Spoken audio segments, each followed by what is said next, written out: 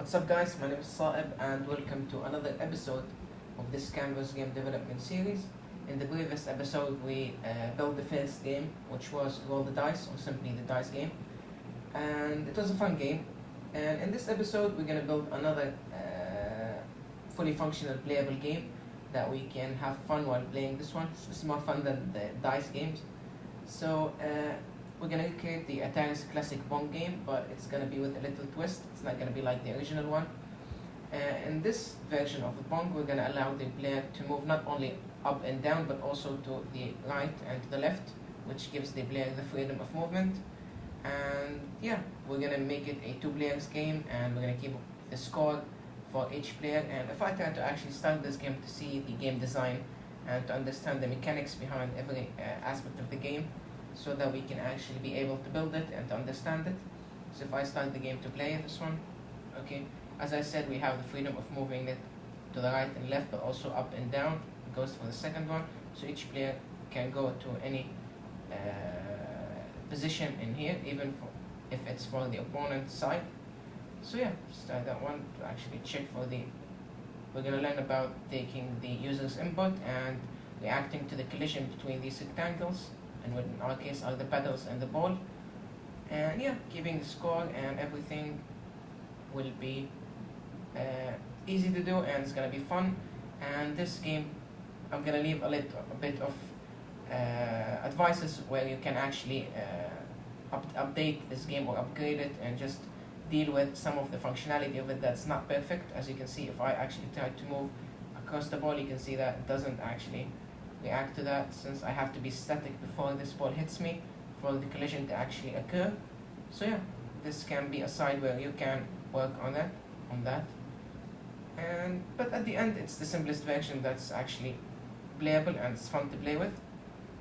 And okay, yeah. So let's go into building this game from scratch. We're gonna go into every aspect, as I said, and so that you can actually understand this, it's gonna go until it doesn't actually stop, so you can just refresh and we can use the start game to actually start while getting ready. Okay, so let's go to building this game and I'll see you there. Okay guys, we're gonna start building this game from scratch. Everything is gonna be from absolutely nothing and until we come up with the results that we saw at the intro. So okay, now let's check for, I used the template, the normal one with the border and everything. And now I'm going to go to the HTML document. I'm going to start with the title. It's going to be Pong. And yeah, and we can change the width and height of our canvas. In the intro, I used 600 by 600, so that's the field is much bigger than our usual canvas, which is 500 by 500. So simply I can change this to 600 by 600, and we have the backup comment for when the browser doesn't support the canvas. And okay, so what we have to do now is I want to change the background of this canvas so that we have the field color instead of this stroke or simply the border. So if I go to the CSS and simply I change this by background color and black. Save everything, and if you look at this now, we have this field. Okay, so the first thing that we're going to go into now is, let's start by doing the first layer, which is the first paddle in here. And this is going to be simply done. We're going to represent the first player as an object. Now, if you're not familiar with object, JavaScript, as I said in previous episodes, are object-oriented programming or scripting language. We can create objects that are simply considering these objects as standalone entities with their own properties, their own type. So if I try to implement this one, so I'm going to say const, and I'm going to say player1, for instance. And now I'm going to give it its own properties. Now this is that we can actually refer to by using the dot operator. So I'm going to give it since this player1 is simply a paddle or just a rectangle in here, so I'm going to give it the x and y for the initial point, from where we're actually going to start drawing this rectangle. So it's going to be 50 for the x, it's going to be 50 for the y as well.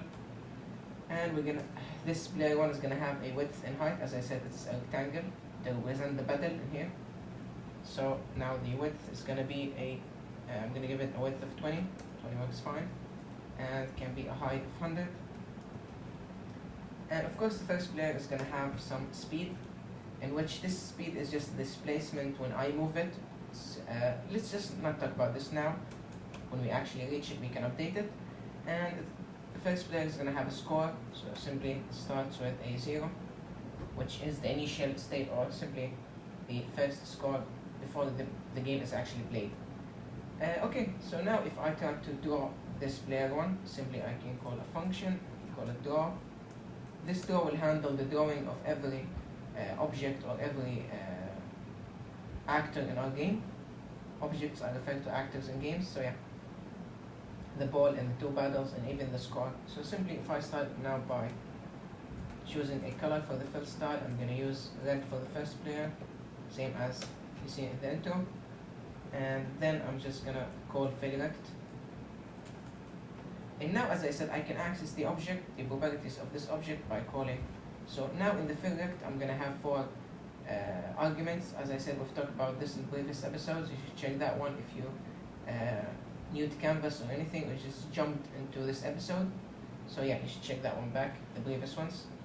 And now I'm just going to give it the first X and Y for the initial point to draw on this rectangle, and now I'm going to give it the width and the height.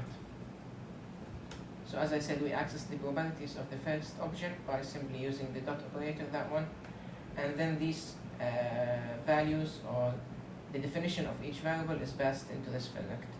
So now if I call draw in here, I can actually see our rectangle gets drawn in our canvas. So this is the first pattern. And we can do this to the other one, so simply I can copy that one for the second player, and I can just say player 2. Now I want the player 2 to be at the end of our canvas, so this one starts at 50. Now this is according to the x-axis, this is 15, the point 15. Now I want the second one to be at the end, so I'm going to say 550, so that it's equally spaced from outside.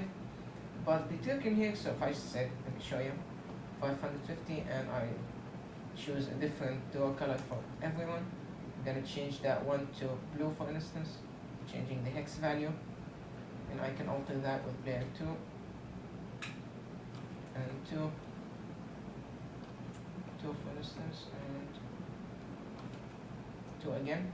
Now I'm going to see the other one, but the difference to that, because now you can see that it's not equally spaced from the outer side, since this is actually a 50, but this is not. This is plus its width, so it's gonna. This is the starting point. This is a 50 from the starting point. As I see, the width for the first one is applied after the starting point from the left side, but from the right side it's gonna be plus the width. So simply I can minus the width with the width to actually go back and have this 50 space from the outside. So simply I can just say minus the width, which is 20. If I save now, you can see now that both of them are equally spaced. But that's something that is not very different, but I'm just going to keep it that way since it's actually a good practice. So that's both the players are exactly the same, so I can just change that and keep it 530 that way, so we can have this equally spaced for the both players from the right and the left side. Okay, so what we're going to do now is, before going into the movement and reacting to the user's input in the keyboard, let's try to show the score in here. Okay, the score simply we have to call the font. We've made an episode for the font. And as I said, I made these episodes so that we don't go into too much details in games, as I know games take time, and therefore the video's time is going to be much longer. So yeah, I don't want to go into details because I explained all of this in the previous episodes, so you should check that one. Every aspect, so fill-rect, there's an episode for rectangles, same goes for the font, there's an episode for that. If you didn't get any part, you can refer to the episode and I'm sure you're going to understand it. Okay, so now let's go into the font. The first thing is we're going to specify the font family and the font size. If I choose 20 pixels and I can just say comic as the font family. And now I can use the text align property to have a center, to make the text in the center of our canvas. And now I'm just going to say fill text that way. Now in this string, I'm just going to call it score. Now I'm going to come up with a definition for this score. Now I want this text to be in the middle, so if I'm having a 600 width canvas. It's going to be in 300 in here. It's not going to be exactly in the center since this has a size of 20 pixels, but it's going to be nearly at the center. And I want the Y to be 30, for instance, so that we can actually see it. If I now try, of course, scroll has not been defined yet. So now I'm going to define this scroll thing. So I'm just going to say, okay, sorry. Okay, now I'm going to say let score, and I'm going to come up with a definition for score. For score, I'm going to use something that's called template literals, and these using the backticks. And these template literals allow us to have multi-line strings, and simply, so if I just say player 1, I'm going to keep the score. What I like about template literals is that we can use the $sign like that, and the curly brackets. This is something that's called a placeholder, which means that I can use any JavaScript variable or any value and pass it into this template literals, and it's going to be represented as a string. So I'm going to say player 1 dot score, which is that one here, 0, and it's going to show up as 0 when we actually do it like that. We haven't changed the color. Okay, let's change that one and fill style. It's going to be white. So I'm going to give it the hex value for the white one. We've made an episode for the colors as well, so you should check that one. Okay, now it's white. Okay, now let's give it for the second player. It's going to be player 2, and again you can use the placeholder and refer to players to score like that. So if I change the score for player 2 like that, I can just say 2. You're going to see that it's going to be displayed here as a string in this template letter. I'm going to need a reference to that so you can actually read more about it. And yeah. Okay, so we made everything. So now let's talk about the movement of these paddles, or simply reacting to the user's input. And this is going to be done simply. We've made an episode as for the keyboard, and I explained everything in that, so we're going to do exactly the same in here. So I'm going to use the window object. You can use document as well, but you can't use canvas since this keyboard events are not specific to the canvas. They are for window, object, or document. So yeah, I'm going to add an event listener, which simply execute a function if this event is overheard or if it's heard. So I'm just going to say key down. This is when we press on a key. So if we pressed on any key, this function will be executed, which is key pressed. The same thing for when we release our key, which is simply the event key up that way, and we're going to call this key released like that. Simply when we click on when we press on a key and when we release that key. Okay, so let's start to make a functions and definitions for those. So I'm going to make the first one rest, and now I have to make a keyboard events argument so we can access all of the properties of that keyboard event, such as the key code. As we said in the keyboards episode, every key has a number associated to it, but we're not going to use that now. I'm going to show you a different and a much more efficient way of actually doing this, and it's the everybody's doing it nowadays. The key code is kind of older than it's not like this one, so let's follow with that one to actually see it. So I'm gonna just say event in here, which is simply the keyboard event. And okay, so now what I'm having this two objects. I'm gonna create a new object for each player to have the keys to actually control the player. So I'm gonna say constant here. It's gonna be player 1, and I'm gonna call it keys so that it has its own keys. Okay, before we actually go into that, I'm just gonna make another definition for the key released. Okay, now if I try to console log an event, for an instance like that. Okay.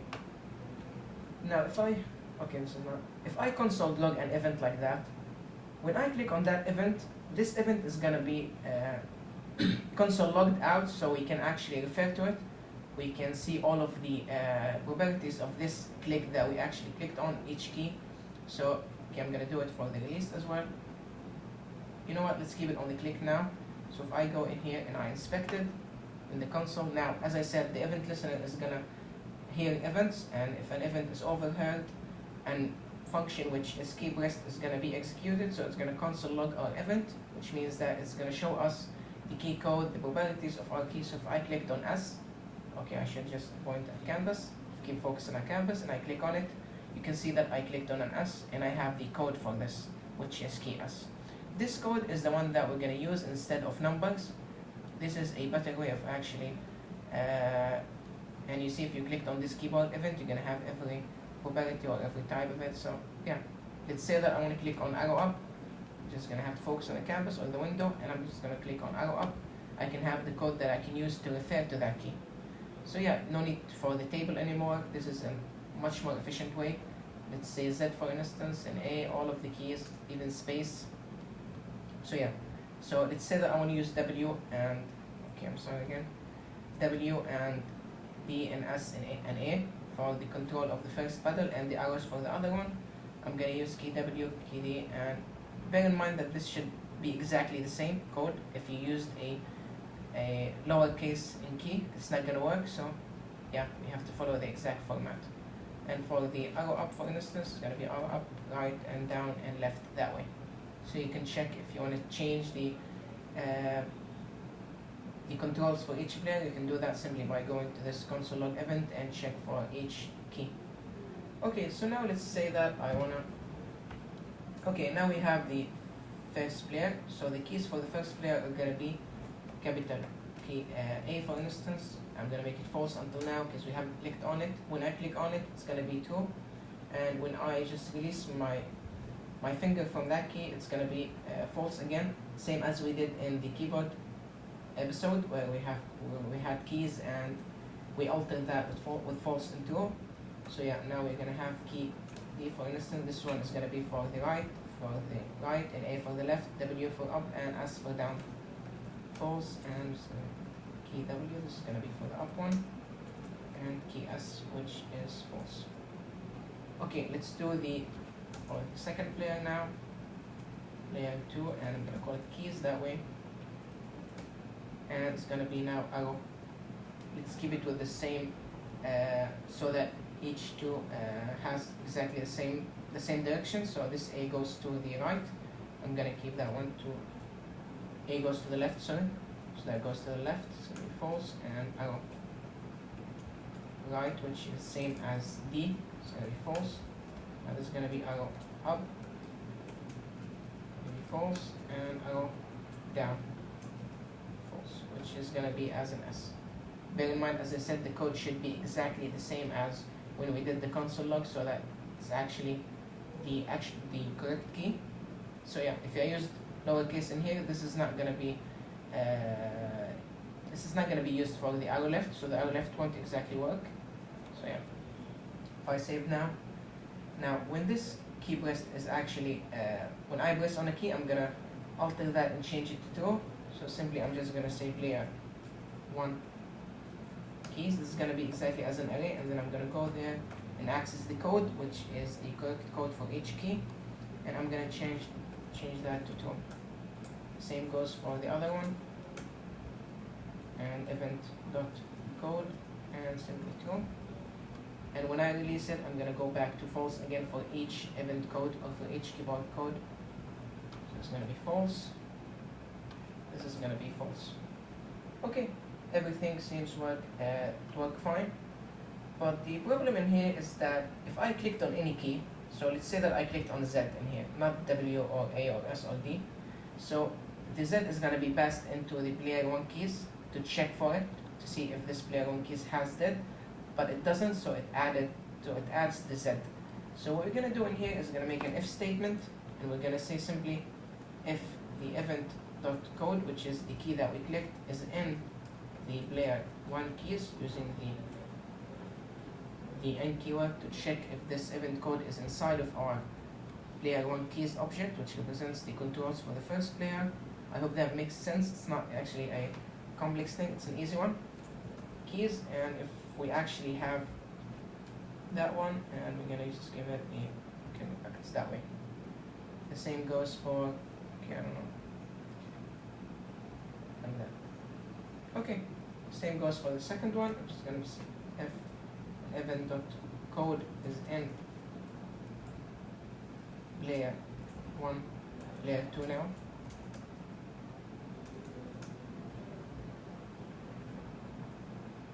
So that it's only for the arrows in here and only for A, W, S, and D for the first layer. And we should do the same thing. Okay, I'm just going to copy those in here and change this to false. False. This looks actually better. Alright, so now let's actually make a function called, I'm going to take this draw and I'm going to just put it in here at the beginning of our JavaScript document, so everything works fine. If we inspect, we can see that nothing goes on. There's no errors in here. Okay, so what I'm going to do now is I'm going to make a function called move. Now this move is going to update the x and y coordinates for each player, so that the frame that we're about to draw is going to have different x and y for the movement of our paddle in here. So simply, I'm just going to say, now if we're going to make the cases for each code. So now if I said if layer 1 keys dot, it's going to be key A, which is simply going to the left. If this one is clicked, then simply I'm just going to take layer 1 says x, and now we have to introduce the speed or this displacement variable in here. So simply I'm going to call it speed, and I'm going to give it a speed of 3 for instance, that way, and the same goes for the other one so that we don't come back again. And we're gonna just add the axis coordinates for the first player with the speed one, so that it's displaced or it's moved. Okay, so let's do it for the other one, the other 3 cases, the keys. Okay, now I made a mistake in here. Since this A moves to the right, that means it's gonna be minus with the speed, since from actually moving to the right, because we haven't actually just completed that one. Okay, if I move to the right, the x coordinate, which is the first one for the first pedal, that one that I'm pointing at, is going to be minus with the speed, so that I'm moving back, not in front. Since this is the x-axis, it increases that way, it decreases that way. I hope that makes sense. Okay. In the first episode, we've talked about the coordinates of this canvas. You should check that one if you're not familiar with the coordinates, since x increases from the left to the right and the y is inversed, so it increases from top to the bottom that way. So yeah, you should check that one. Okay, now player 1 keys, and I'm gonna use the key D, which moves to the left, to the right, sorry. So now we're gonna increase the x with the speed one. The same goes for the other keys. I'm just gonna go faster now. It's gonna be key W to move up. Y. We have an inverse y axis, so simply it's gonna be minus for that one.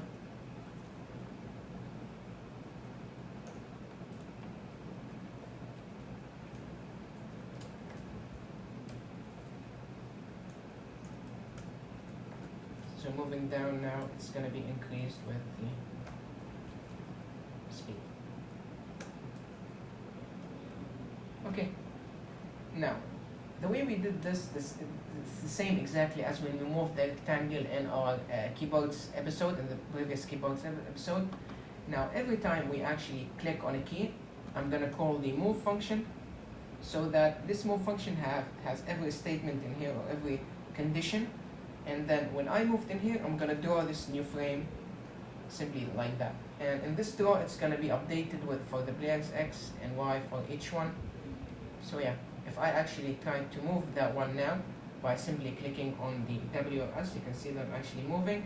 Okay, you should know that by now, since we haven't used clear, it's going to keep the trace from the previous frame.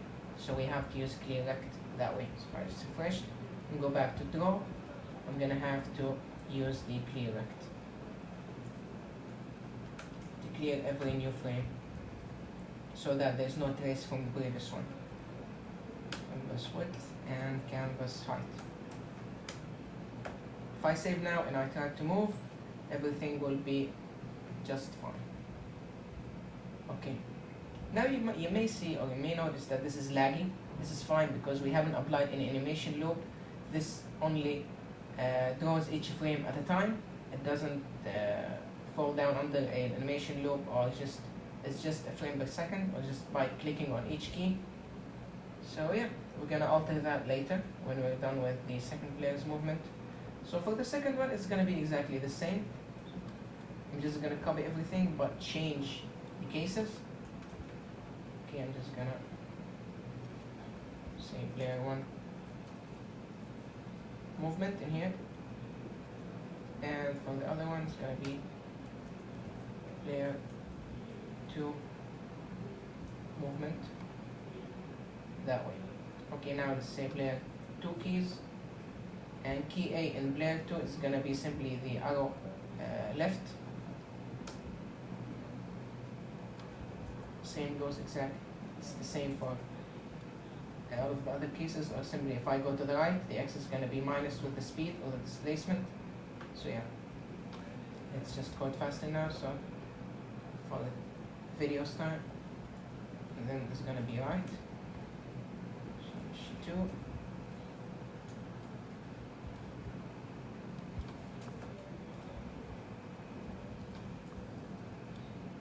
Now this is for arrow up.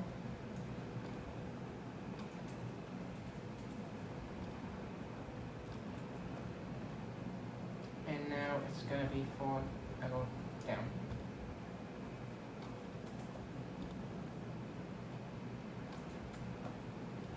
If I save now and I try to move both of the players, everything's gonna be fine.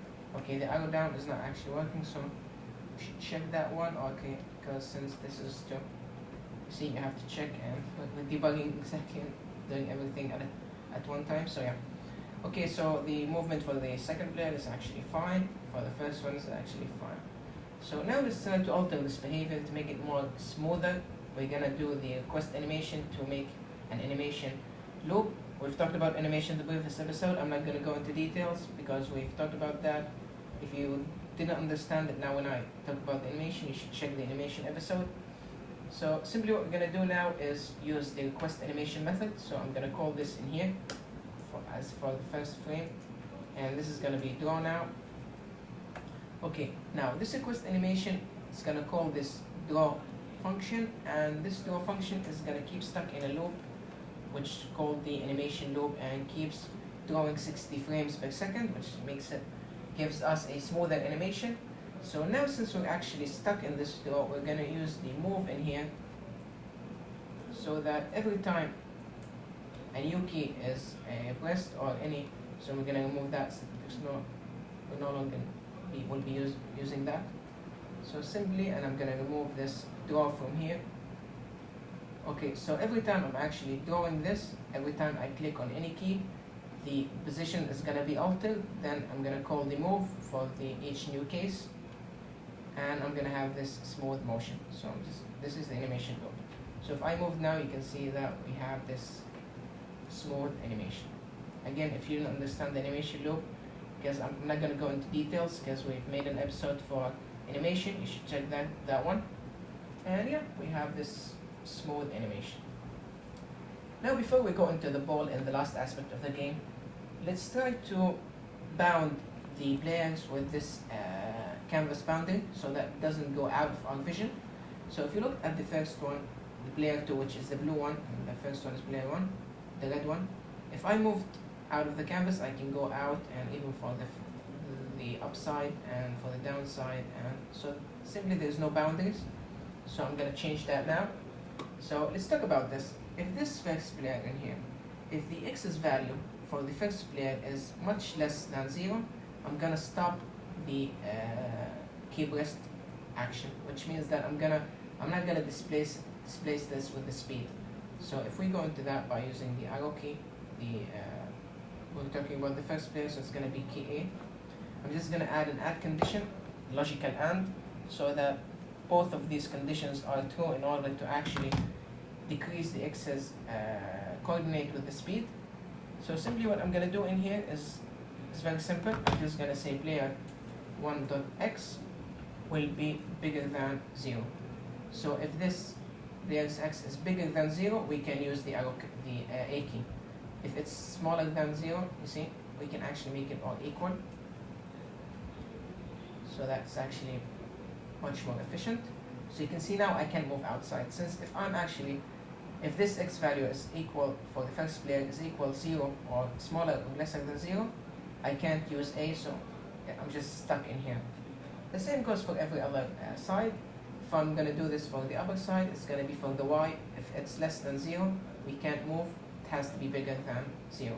So if I did this for KW, for instance, it's going to be KW. I'm just going to say, and this is simply going to be player 1 dot y has to be bigger or equal than 0, like that. If I try to do it now, so you can do each one at a time and understand it, so that it's actually good. Now for the top left, or for the left and top, this is actually works fine, it's easy. But for the right side and the bottom side, it's also easy, but there's a bit of a twist in here. It's just a different, because this is the x is y, or this is the initial point for this, for the first player. So let's say that I want to move in here. So you can see now that I want this to stop not exactly at the axis point, but after its width. So it's a plus its width. So if I want to stop this at the end of our canvas, I have to plus the x coordinates, which is the top left or the initial point for this rectangle, plus its width. It has to be smaller than the canvas width, which is 600, so that I can use the D key, which moves to the right. I hope that makes sense. So if we go in here into the D, and we just said player 1.x plus player 1.width plus the width has to be smaller than its canvas width or equal. Now if I moved in here, you're going to see that it's exactly stuck. It can't move, since this is the x plus its width. It has to be smaller than the canvas width in order to use the D. So now it's equal to the canvas width. I can't move the D. I can't use the D, I can move right. If that makes sense. The same goes for the downer side, but this is for the y plus the height. So yeah. Player 1 plus y, player 1 plus the height. It has to be smaller or equal than the canvas height. Okay, if I go down now, for the second one, everything is exactly the same, so I'm just going to code faster from here. For the second one, now this arrow left, it's exactly as an A. That way I made it, all of these cases are similar to each other, so that I actually copy it and move faster. Now 2.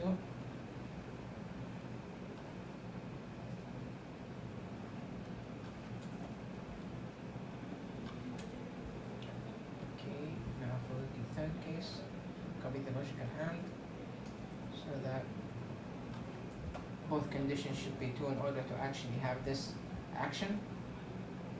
And now for the last one,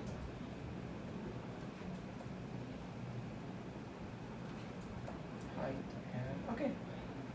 Let's check that one. Okay, this one is moving good.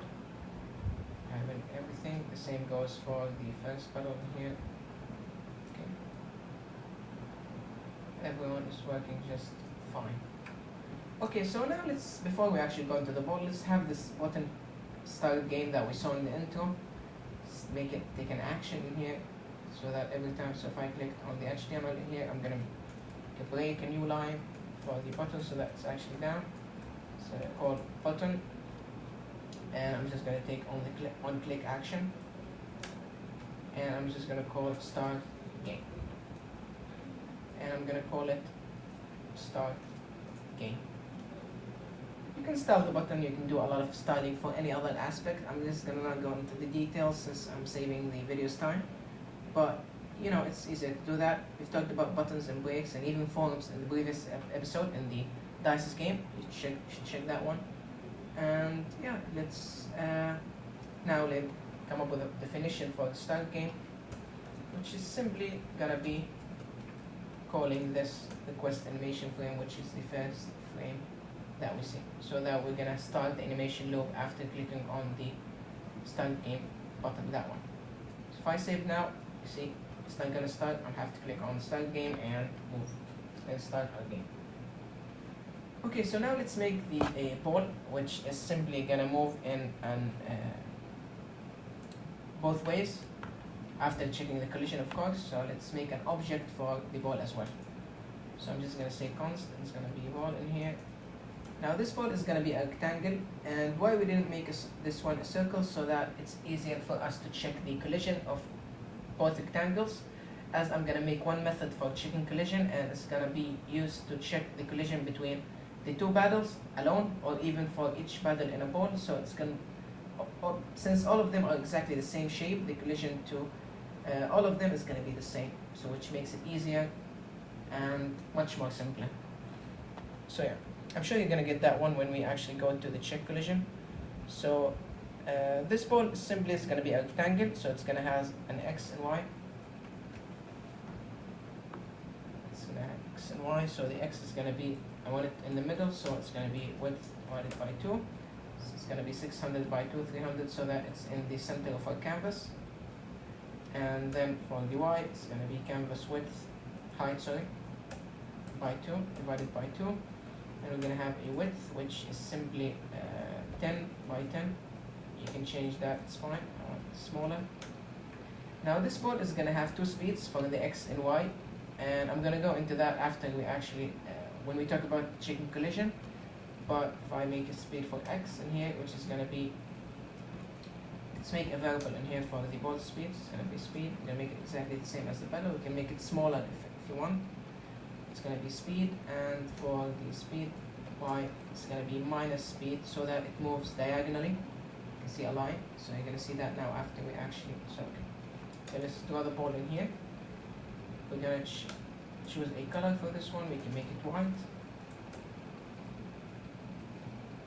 and we're going to fill that since it's exactly rectangle, same as for the previous actors to the two paddles. So now ball and ball. So I'm going to save now. You're going to see if I start the game, we have this ball. So if I want this to move, I'm just going to have to alter the move, so that we change the position of this ball. Simply just going to say ball movement here, so that's actually easier for you to trace any action for each player. So it's going to be ball's x. I'm going to update the x coordinates for the ball plus, it's going to be ball dot speed x, and for the y it's going to be plus equal ball dot speed y. Now you're going to see that it moves diagonally to the top right. You can see that way, since this is represented as a vector that has the coordinates for the ball.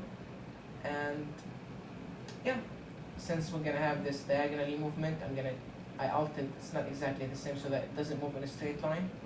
So the x speed is going to be a positive 3, the y speed is going to be minus, so that we can have this diagonal shape. I hope that makes sense, actually simple. Okay, so now what we're going to do is simply we're going to check the collision of these balls. So if you looked at here now, if I started the game and refreshed everything, started the game, you can see that it moves across our second paddle exactly like there's nothing, since there's no collision between any of these two. Okay, so let's go into a method called function check collision, and this check collision is going to be for all of the rectangles in our game, which is simply the two paddles and the ball is a rectangle. So this is going to apply for everything, but I'm not going to make a collision between the players, since I want them to have this freedom of movement, so that they go to the other side on top of each other, so they don't stop each other in the gameplay. But it's going to be for a collision between them and the ball, each paddle and the ball. So simply I'm going to pass in two objects on object 2. This one is going to be the ball, and that one is going to be the paddle. But as I said, this check collision will work also for the two paddles, so it's fine. And okay, so the first thing I'm going to do in here is that I'm going to check the collision for the ball in the first one. So I'm going to represent this in a variable that has a true or false. So this collision is going to have a value of true or false, and I'm just going to say if the collision occurred, which means that it's true, since this is going to be a logical expression. And then I'm just going to say console.log, and it's going to be collision occurred, or we can just say collision, right, for occurred here. and I'm gonna return the collision so that this function returns true, so we can pass it and make an if statements in here. Okay, so the way I'm gonna check collision for this one, if I started the game, okay, I just have to refresh that one. I think because of this expression, save collision. Okay. Now, if you looked at these two rectangles, if you looked at the first paddle in here, this is the x and y for the initial point of this rectangle, and this is the x and y for the other one. So let's say that I want to collide with the other rectangle. So you can see that from having this initial point plus its width, if it's bigger than this, the second player's x coordinates, you can see that I passed into it, I collided with that one. So simply this is the first condition, which is, let's say, object 1, which is the ball, is going to be x plus object 1 dot width. This is going to be bigger than object 2 dot x, which is the first case. I don't because we haven't, which is, as I said, the x. Now we're going to make it for the y, but let's understand it for the x first. Since this is collision works with all rectangle shape, so if you have any other game, the actors are rectangles, you can use this collision formula, but you have to understand it in order to apply it in different scenarios. So yeah, this is the initial point, the x1, plus the width. If we're bigger than the second one's x, you can see that we collided with it. We passed through that one.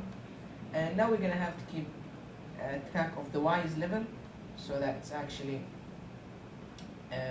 on the same level. So that's not. So now you can look at the x coordinates for the first player plus the width. It's bigger than the y, but we're going to have to keep it for the y level. So simply, I'm just going to say, now this exactly works the same for the other one. So I'm just going to search, so it's already and. Now object 2 dot x, which will have to be smaller than object 1 dot x plus object 1 dot width, which is simply, or we alter that one is exactly the same as if we did this formula, yeah, so this is the same condition.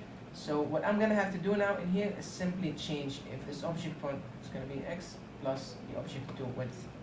So if you looked at that one, which is exactly the same, but this from a perspective of the other one, so if I just, okay now, okay, this second player, so now, if this x point or the initial point for the second player is smaller than the x, the player's one's x plus its width, which means that I passed through that one. So it's exactly the same technology, but it's from a point of view of the second player. I hope that makes sense.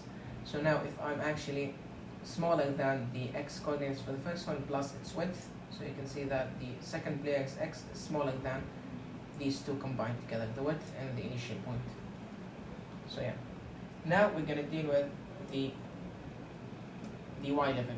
So if they collided, we have to make sure that both of them are exactly on the y level, since until now if you checked our case, you can see now if I started the game, you can see this is a collision since we haven't specified them to be on the same level. But if you looked at this, the second player's x is smaller than the object 2 plus the width, which is that one. Or simply it goes both ways. So yeah, this is the x plus its width, and you can see the second one x is smaller than both of them. So now we have to make sure that both of them are exactly on the same y level, so that they collide with each other when both of them are exactly on the same y and x level. So the y is going to be exactly the same for all cases, but now we're going to deal with the height and the y level. So I'm just going to say and it's going to be object 1 dot y, object 1 dot y, it's going to be smaller than object 2 dot y plus object 2 dot height. Okay, now I hope this makes sense. I'm going to go again so you can actually clear on that. So say now object 1 dot y, which is this one, which is that one I'm pointing at. So if the second object, which is the second paddle in here, I'm gonna sum that with the initial point, which is that one, plus the height. If they are bigger than the initial y for the first paddle in here, you can see that it collided with it. So I'm going to make sure they're both on the same level for the collision. Now lastly, for the X from the Y level for the first paddle or the first object point of view, it's going to be and it's going to be simply object1 dot Y plus object1 dot height, which is bigger than object2 dot Y, that way. Okay, so this logical expression, if all of these conditions actually happened or all of them are true, it's going to return true. We can see a collision. So if you want to check that one, let's check that one on the two paddles. I'm not going to be using it for the two. It's going to be check collision for player 1 and player 2. Save. I'm going to inspect to see the when exactly. So log that one. Okay, I'm going to start the game. Let's ignore the ball. So now you can see we're going to see a collision if both of them are exactly on the same Y and X level. I mean, not exactly the same, but both of them intersect with each other. So you can see collision as much as, well, actually on top goes even for how. So yeah, I hope that makes sense. And this applies to all the rectangle shapes. So the ball is going to be a rectangle. We're not gonna check collision for both pedals, but only with the pedals and the ball, each pedal and a ball. So let's go and make the conditions for those. Okay. So now, if I said, now since this is first, the ball first hits the second player. So if I'm gonna make check collision with the ball and the second player, so I'm gonna say if check collision, it's gonna be the ball object and player 2. Okay, so now what I'm gonna do is simply I'm gonna revert the ball back. So I'm just gonna, since the speed y is -3, I'm gonna multiply that by minus, so that's positive again, so that it goes back or down. Now it's gonna be for the y, so yeah, I'm just gonna say ball dot speed x. Since I'm moving, so since the ball is moving on top, which is the positive speed x, so I'm gonna make it negative. So that's gonna multiply this by -1. So if you check that one now, when I start, you're gonna see that the ball hits this pedal. Since there's a collision between them, so it's gonna go. We're gonna negative the speed x, so that goes back that way. Of course, diagonally, since there's a speed for y. As I said, it's like a representation for a vector. So yeah, I hope that makes sense. And I'm gonna make an if statement for the first one. So I'm gonna say if check collision, it's gonna be ball and player 1, and same as before one, ball dot speed x is gonna be -1, that way. So if I save now, it's gonna work exactly the same, but we can check that now into keyboard speed x, maybe okay. If I refresh and start with the game, I don't know why it's, I'm gonna suspect that one. Save this. Go live again. I think we've done something that's check collision. It's from player, and ball 1 is gonna be speed x, and okay. Everything seems to be working fine. I don't know why it's behaving like that. Okay. Okay, now we're done with everything. So now let's make the cases for the ball if it went up and down. So it has, for these cases, for the up border and the bottom one, the ball should go back. It doesn't go out of this canvas. It only goes out from the right to left to keep the scores updated. But from the top and bottom, it's gonna just reflect back. So simply we can do that by, let's just say, if the ball dot x, we're gonna plus that with the ball's width. I hope now you're familiar with the top left and the right and bottom one. So see if it's right and bottom, we're gonna have to deal with the width and height as a plus, so that the initial point of the paddle is on the top left. So yeah, I hope that makes sense.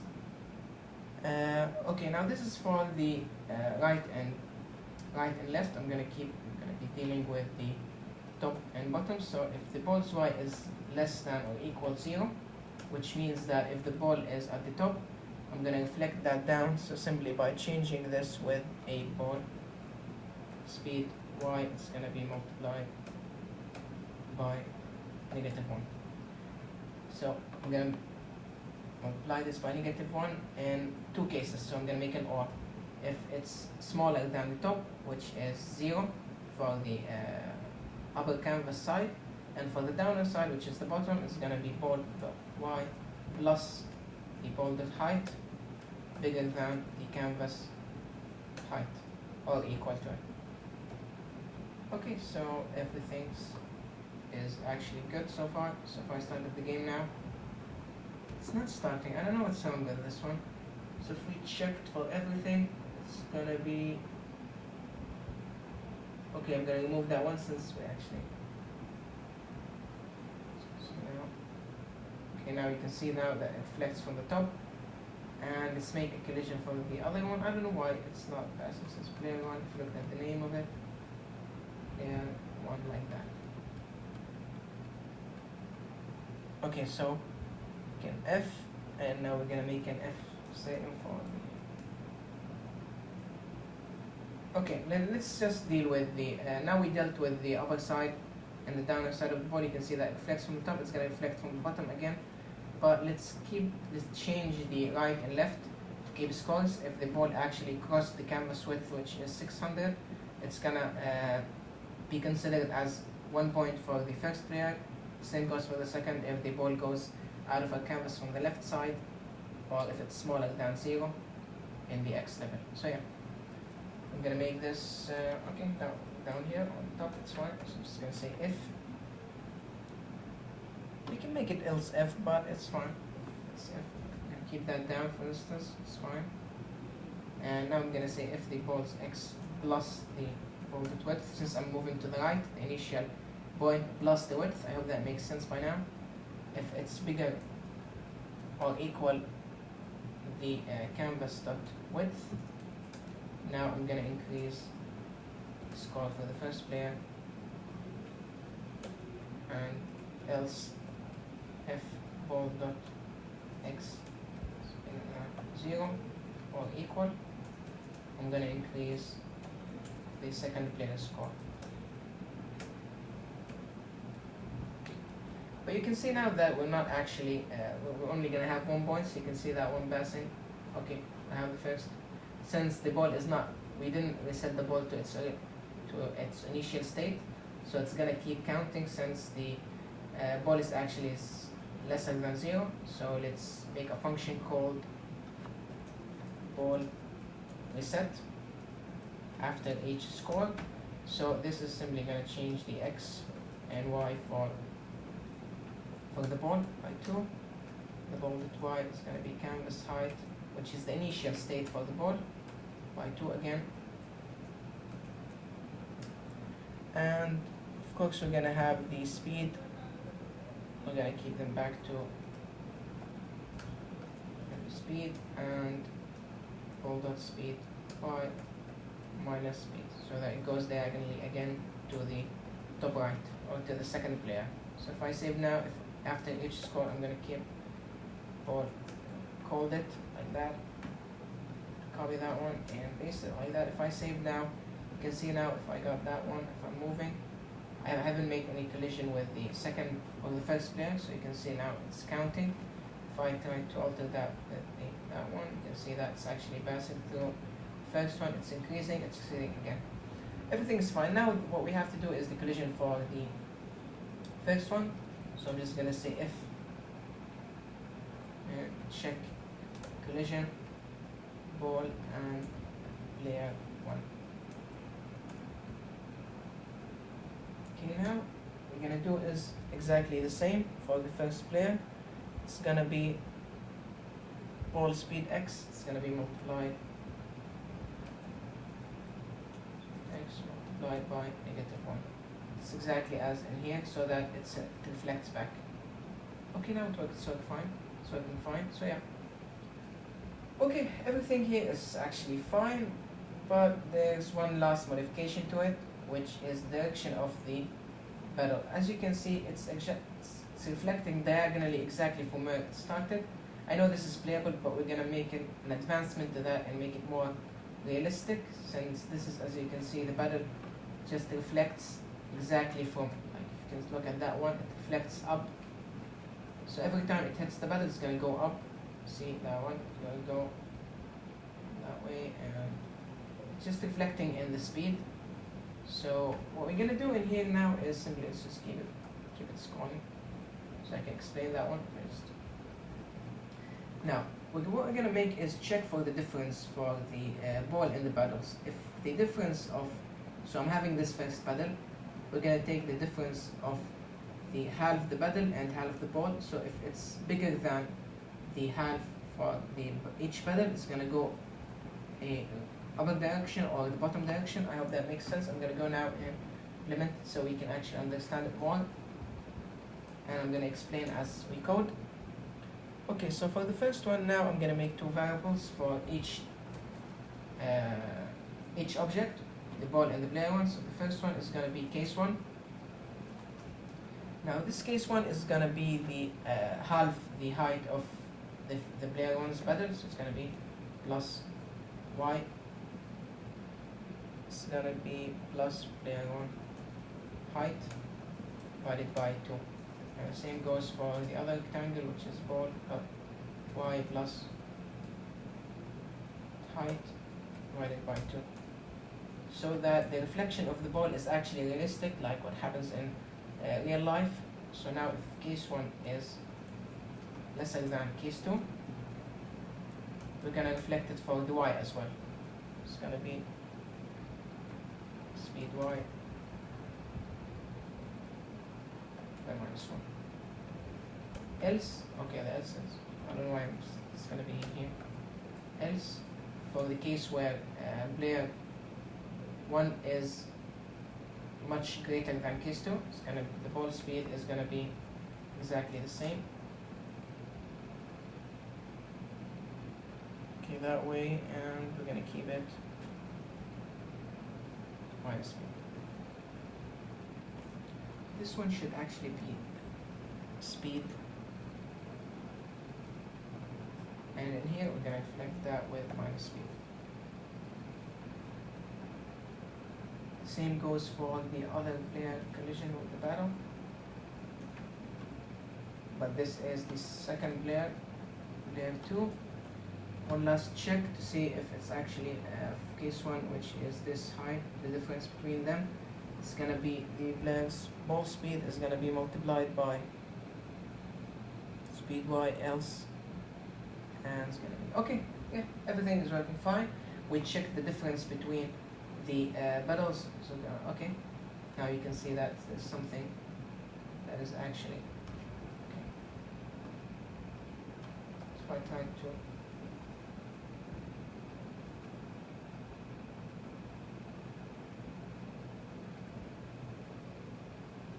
Okay, that's good, but actually it's not a good one.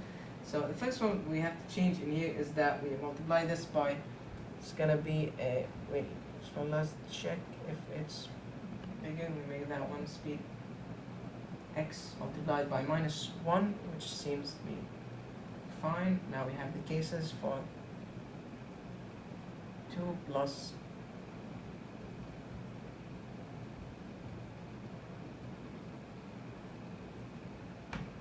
now for the other case where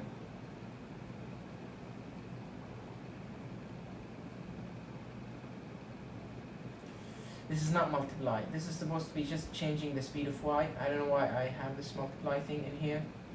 And this should change for the other case. We're just changing the speed for the y so that it's for the direction, not the magnitude. So simply now if I'm going to have this, okay. This works fine. If the difference is bigger for the pedal, it's going to go up. If it's, see, if it's less than, it's going to be go down using the two cases that we did. It's going to compare the half height of each rectangle. If the bevel is bigger than that one, the speed of y is going to be speed, which isn't positive. It's going to go down. If it's negative, it's going to go up. I hope that makes sense. And yeah, I think this is everything regarding the bevel. You can see now that if I try to pass through the ball in like faster way, the recognition is going to be smaller than. So this can be actually an advantage in the gameplay, so that each player keeps track of his. It's like a difficulty in the gameplay, so that each player has to be static before it actually moves. So yeah, I have to move and keep static so that there's time for the ball to actually go in. Okay. So as I said, this is the simplest version of the Pong. It can be upgraded. We can have different cases. You can have different approaches to how you can continue with this game. You can have, there's versions of Pong where there's multiple balls, not just one. If we reach different scores, so say if player 1 reaches 10, this player is going to double and it's going to be 2 balls, and you can keep track of them same way that we did for that one. So yeah, I hope this is an informative episode, and I hope that you can actually build that one and understand everything in it. It's actually a good way and a good game to start with. It's beginner friendly. It doesn't have much complicated concepts. The mathematics that goes in this game is actually simple in difference with, or in comparison with all of the other games, where, because in general games makes extensive use of mathematics, especially vectors and matrices for transformation. We've gone through the transformation matrix in the transformation episode, but I think by now you should know that it's actually taken from the mathematical matrix. It's referring to that, or it's how it's implemented. So yeah, this is everything in this episode. We have this Pong game, and I'll see you in the next episode. There's going to be a next game. You can use, actually just one last thing, that we can introduce the AI concept in here, so that we can have only one player and the other one is non-player, which means that it's going to be computer generated, or simply the computer is going to play with us. This is the concept of AI, but I haven't talked about it yet, so I thought I'm going to leave that to a different episode for the AI. And I hope you liked this episode, and I'll see you in the next one.